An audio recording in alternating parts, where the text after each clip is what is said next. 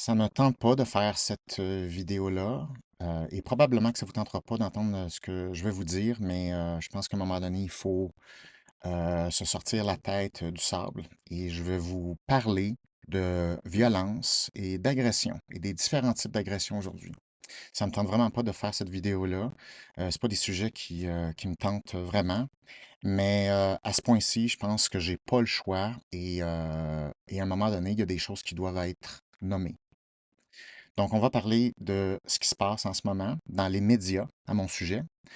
Depuis environ 2 ans, on va décrire ce phénomène-là. Je ne l'ai jamais abordé complètement directement, mais là, on va aller plus dans le fond du sujet. Depuis 2 ans, il y a des journalistes, des intervenants, des professionnels qui sont particulièrement dévoués, particulièrement dédiés à parler de moi en mal et parler en mal de ce que je fais, des formations que j'offre. Et je veux vous parler de pourquoi, je vais vous expliquer pourquoi et d'où ça vient et pourquoi ça arrive. Et pour le besoin de la cause, je vais me servir carrément de ce qui a déjà été écrit sur Internet et dans certains articles pour vous illustrer ce qui se passe. Petite mise en contexte, ça fait plus de 20 ans que Psychom existe. Ça fait un bon 10 ans que j'enseigne les mêmes formations, plus ou moins. Si on prend toutes les formations et les conférences que j'ai données, j'ai formé ou j'ai enseigné à entre 60 70 000 personnes à qui j'ai enseigné officiellement. 85-90 sont des femmes. Jusqu'en 2020, je vous dirais que je n'étais pas connu du tout. Puis en 2020, ça faisait quand même 20 ans que je faisais ce que je fais là. Mais en 2020, l'émission Tribal est sortie. Mon livre est sorti en même temps, puis ça a fait un gros bond de popularité et j'ai eu beaucoup d'attention, mais c'était de l'attention très positive. Mais à ce moment-là, et les années qui ont suivi, c'était très positif. Donc, 2020, là, je suis plus connu, puis tu sais, les 2, 3 années d'après, ça a été très positif. Donc, personne, à ce moment-là, avait l'idée de me dépeindre comme une personne dangereuse. Au contraire. Par exemple, en 2020, un article dans la presse s'appelait L'homme le plus intéressant du Québec. Puis là, c'est comme, c'est moi, supposément. Quoique très flatteur, très honnêtement, quand c'est sorti, j'étais pas si content que ça parce que je connais la psychologie, je connais la culture, et je l'ai dit à mon équipe que à cause de ça, la façon dont je vois les choses les prochaines années allait pas être plus facile, ça allait être probablement plus difficile. Puis j'avais prédit un peu ce qui se passe en ce moment. Puis j'en avais parlé à mon équipe et c'est parce que c'est pas bon être présenté le plus extraordinaire ou quoi que ce soit. Parce qu'il y a seulement une autre direction où tu peux aller. C'est que c'est vers le bas. Et c'est un petit peu comme ça qu'une game médiatique fonctionne. Donc moi, j'étais pas vraiment content de ça parce que je savais qu'il allait y avoir une espèce d'action-réaction. C'est presque mathématique. Ça, c'est une chose, OK?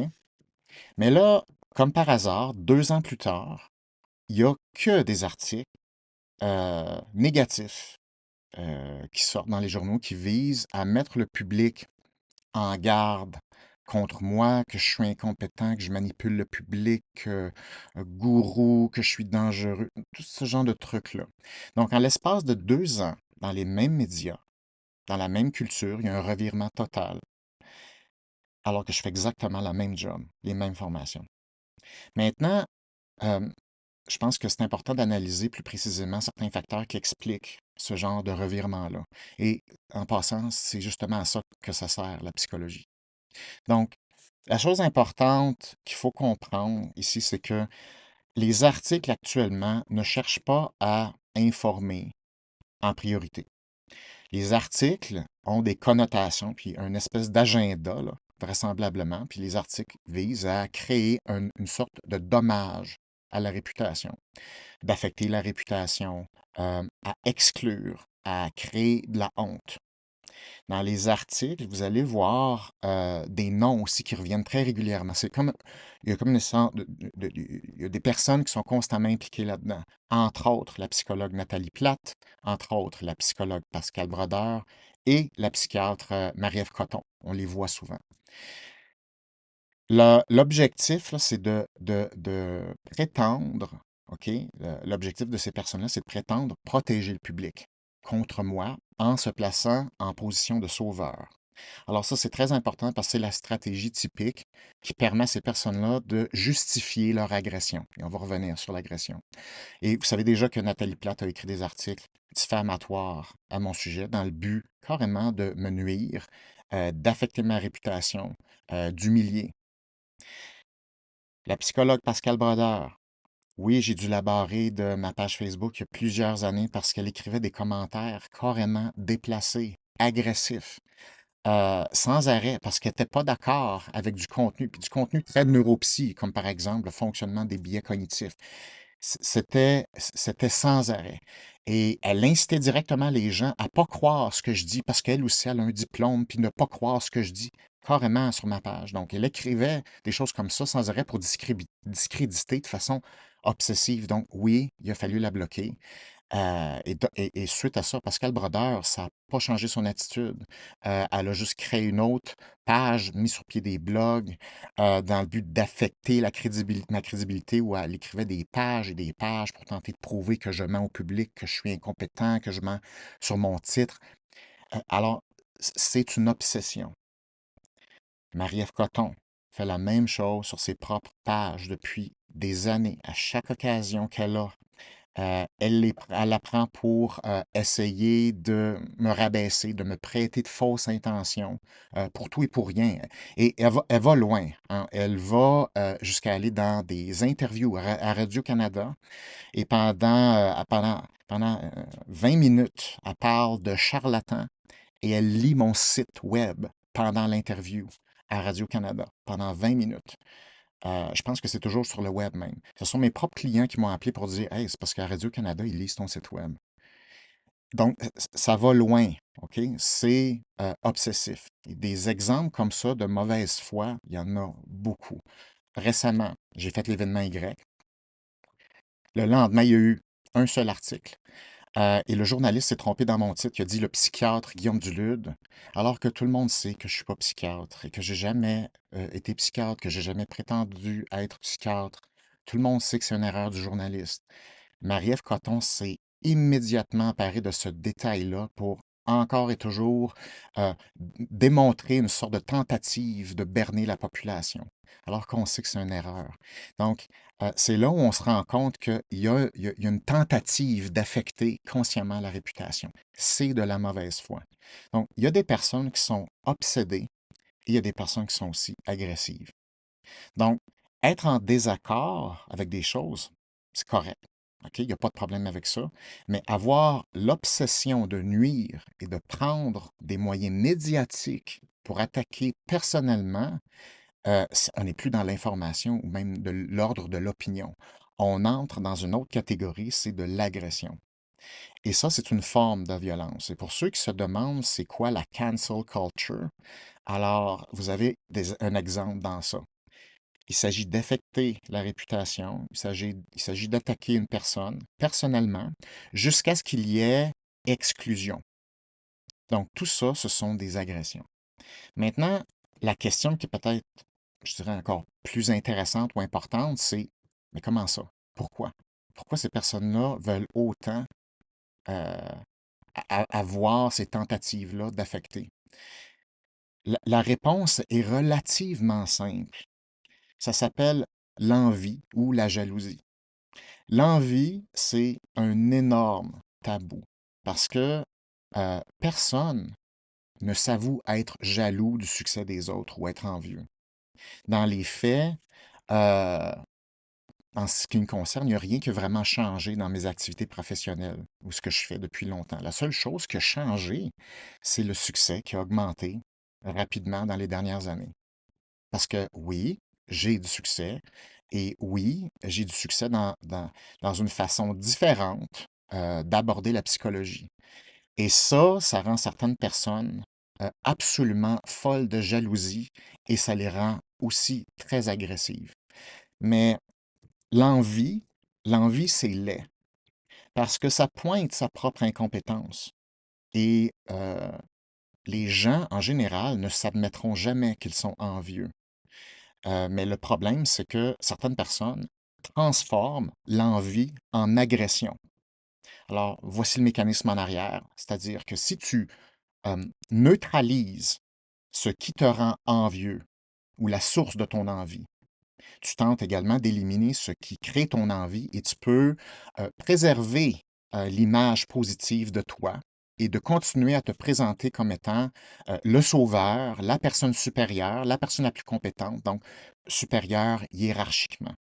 Donc, il y a une fonction reliée à ça, direct. Mais vous savez que l'envie, c'est laid et on essaie de le cacher. Mais surtout, on essaie de justifier l'agression parce qu'on sait que l'agression, c'est laid aussi. Donc dans le dernier article de Scali, dans le Journal de Montréal, on suggère que je ne sais pas de quoi je parle quand je parle de violence et d'agression. Puis on sent le besoin de me recadrer. Alors, il se trouve que je sais de quoi je parle. Et c'est justement très pertinent ici. Par exemple, les hommes et les femmes sont violents et agressifs, mais ils expriment pas leur agressivité de la même façon. Les hommes sont plus physiques et directs dans leur agression, ça c'est vrai. Mais les femmes aussi sont agressives. Mais elles vont utiliser d'autres canaux. Par exemple, les femmes vont plus avoir tendance que les hommes à lancer des objets. Donc ça, c'est une différence. Une autre particularité de la violence qui est plus féminine, c'est l'agression visant l'affectation de la réputation, l'humiliation, la destruction de la crédibilité et l'exclusion. Ces formes-là d'agression sont beaucoup, beaucoup plus utilisées par les femmes et les jeunes filles. Et ça, c'est dès l'école primaire. Et lorsqu'on parle du phénomène là, de backstabbing, c'est de ça dont il est question. Donc, c'est un champ de la psychologie qui est de base, qui est hyper connu depuis très longtemps. Les articles qui sortent sans arrêt sur moi dernièrement sont exactement ces types d'agressions-là. C'est-à-dire viser à nuire, viser à, viser à exclure, viser à humilier, non seulement la personne visée, mais aussi à créer une sorte de rayonnement de contamination pour les gens qui sont autour de la personne ciblée, avec de la honte, ce qui fait également partie du processus d'exclusion. Donc, tous ces processus-là sont connus.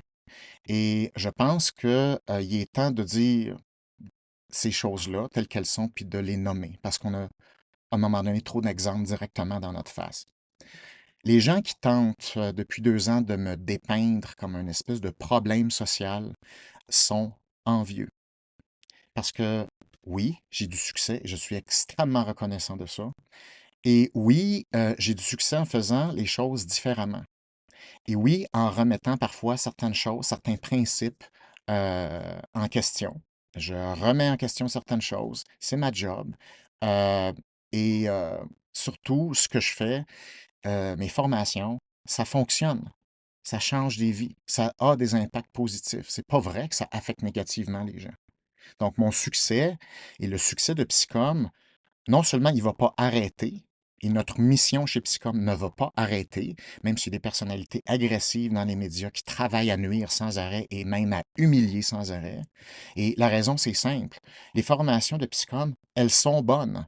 Elles fonctionnent. Et oui, elles sont certainement dans les meilleures au monde, sans le moindre doute. Et je n'ai pas de problème à dire ça du tout. Mais en plus de ça, euh, c'est parce que les formations de psychom, les formations de développement qu'on offre, euh, ça répond à des besoins humains importants dans la population. Donc, c'est pas juste parce que ce qu'on fait, c'est bon, c'est parce que ça répond à des besoins importants. Et c'est pour ça qu'il y a des dizaines de milliers de personnes qui payent pour ces formations-là. Donc, de dire que ce que je fais, c'est dangereux ou mauvais, ça consiste à dire que les dizaines de milliers de personnes qui font ces formations-là sont trop imbéciles pour s'en rendre compte, se rendre compte qu'ils perdent leur temps. Donc, ça ne tient pas debout. Justement, je viens de recevoir un livre, ce livre-là. C'est un livre de personnes qui ont fait la formation précole. Ce livre-là a voyagé partout au Canada puis au Québec. C'est un livre de témoignages où les gens m'ont écrit des messages pour me remercier de ce qu'ils ont appris. Je dis, donc, ça veut dire que toutes ces personnes-là sont imbéciles. Ils n'ont pas compris. Ça ne tient pas la route à un moment donné. Donc, ce livre-là, ça a pris 6 mois à faire. Ils se sont passés ça partout, au Québec et au Canada. Donc, c'est carrément insulter ces personnes-là. Donc, les personnes qui écrivent ces articles-là négatifs, suggèrent qu'ils sont imbéciles. Puis, ça, c'est non seulement agressif, c'est de l'intimidation, mais c'est aussi carrément faux. Les articles, auxquels je fais référence sont des gestes d'agression, d'intimidation, et c'est des gestes de harcèlement qui visent à créer de la honte. Parce que la honte, ça crée un retrait instinctif. Ça crée du doute, ça donne le goût de se cacher. Mais moi, je vois très clair dans ça. Et ceux qui justifient leur agression avec leur position de sauveur, pour leur belle vertu, puis la défense des victimes, c'est eux qui devraient avoir honte, pas moi, et encore moins les gens qui ont fait ces formations-là. Donc, non seulement moi, j'ai pas honte, mais ça ne m'intimide pas et ça n'intimide pas vraiment non plus les personnes qui ont fait ces formations-là, parce que c'est très clair ce qui se passe. Et suite à l'article diffamatoire de Nathalie Plate, il y a presque 1000 personnes qui se sont plaints à l'Ordre des psychologues du Québec. Et ils attendent encore un feedback là-dessus d'ailleurs. Mais c'est très clair, les lignes qui ont été dépassées. Donc, encore une fois, ce ne sont pas encore 1000 personnes qui sont complètement imbéciles, qui ne voient pas clair. Il y a des lignes qui sont dépassées. Et pourquoi c'est important de parler de ça? Parce que cette situation-là d'intimidation puis d'attaque à la réputation, c'est pas euh, unique à moi. Je ne suis pas le tout seul au monde à vivre ça, là. Tout le monde peut vivre ça et il n'y a rien de différent dans mes défis que les défis des autres, les vôtres qui écoutez cette vidéo-là, et de chaque personne. Ce sont des processus qui sont récurrents. Donc, tout le monde, vous aussi, dans votre propre vie, vous avez de l'adversité. Il y a rien d'exceptionnel dans ça, même si c'est pas le fun. Ça arrive de se faire attaquer, ça arrive de se faire intimider. Tout le monde peut vivre ça au bureau, en meeting, au travail. Il y a des clics, il y a des personnes plus intimidatrices, plus agressives.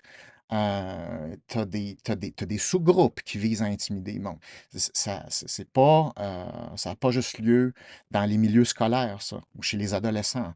C'est la même chose dans le monde adulte. Et il y a plusieurs formes d'agression. Et il y en a certaines qui sont plus cachées et insidieuses que d'autres. Et certaines personnes tentent d'humilier, puis de nuire à notre réputation, puis de nous dévaloriser. Puis ce que ça fait, c'est qu'on a le goût de se cacher. Mais parce qu'on a le goût de se cacher, puis se dire, oh, ça va passer. Mais l'affaire, c'est que ça passe jamais. Ça passe pas. Ça passe pas en se cachant. Plus vous allez vouloir faire les choses différemment, plus il y en a qui vont être envieux et agressifs. OK? Je dirais, malheureusement, il y a un peu de ça. Surtout si vous commencez à avoir du succès et si vous réussissez, attendez-vous pas à ce que vous aurez pas à ce que vous n'ayez pas d'opposition. Donc, ça fait partie de la game. Ça ne veut pas dire qu'il faut tolérer certaines choses. OK? Vraiment pas. Mais c'est important d'être aussi équipé pour voir clair là-dedans parce que si on ne voit pas clair, c'est facile de se sentir intimidé. Et c'est important de voir les intentions cachées de ces personnes-là, puis mettre le doigt là-dessus. Avancer et relever des défis dans un monde humain, ça prend beaucoup d'outils, beaucoup de connaissances pour voir clair là-dedans, pour continuer à avancer, pas se laisser intimider, pas se laisser décourager. Puis vous savez que c'est exactement ce que j'enseigne. Donc, ce que je dois faire pour moi-même puis pour Psychom, ben, c'est ce que j'enseigne. Puis c'est ce que j'essaie d'enseigner dans n'importe quoi que je fais, dans mes lives, puis aussi dans le fameux programme Précog. Donc, renseignez-vous si c'est quelque chose qui vous parle. C'est là, c'est absolument nécessaire. Donc, voilà, je vous laisse là-dessus. Je croyais important de, de, de, de, de- de mettre en lumière certaines choses parce que je trouve qu'on ne parle pas de ça. Et je voulais être sûr qu'on se comprend sur le phénomène qui se passe en ce moment. Donc, merci et je vous souhaite une belle fin de journée. Bye.